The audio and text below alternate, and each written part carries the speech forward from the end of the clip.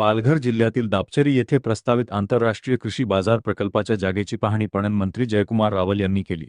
दापचरी येथील तब्बल 1395 एकर जमिनीवर हा अत्याधुनिक कृषी केंद्र उभारण्याचा शासनाचा मानस आहे.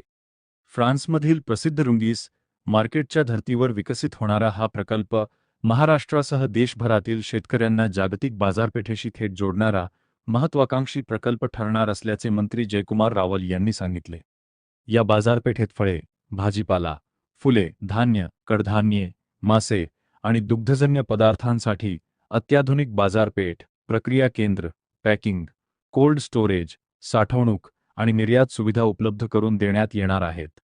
वाढवण बंदर, रेल्वे, राष्ट्रीय महामार्ग, समृद्धी महामार्ग आणि भविष्यातील विमानतळामुळे दापचरी परिसराला इंटिग्रेटेड मल्टीमोडल कृषी लॉजिस्टिक्स हब म्हणून विकसित करण्याचा प्रयत्न आहे. या प्रकल्पामुळे स्थानिकांसाठी सुमारे 10,000 रोजगाराच्या संधी निर्माण होण्याची शक्यता आहे. कृषी प्रक्रिया, गोदामे, कोल्ड स्टोरेज, लॉजिस्टिक्स, पॅकिंग आणि वाहतूक क्षेत्रात स्थानिक युवकांना रोजगाराच्या संधी उपलब्ध होणार आहेत. सध्या शेतकरी आणि मच्छीमारांना आपला माल विक्रीसाठी मुंबई किंवा वाशीपर्यंत जावे लागते.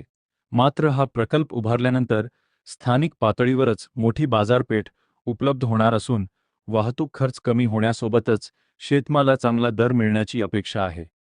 दरम्यान, या प्रकल्पासाठी कोणाचेही विस्थापन केले जाणार नसून अनेक वर्षांपासून पडून असलेल्या सरकारी जमिनीचा नियोजित विकास करून हा प्रकल्प उभारण्यात येणार असल्याचे मंत्री जयकुमार रावल यांनी स्पष्ट केले.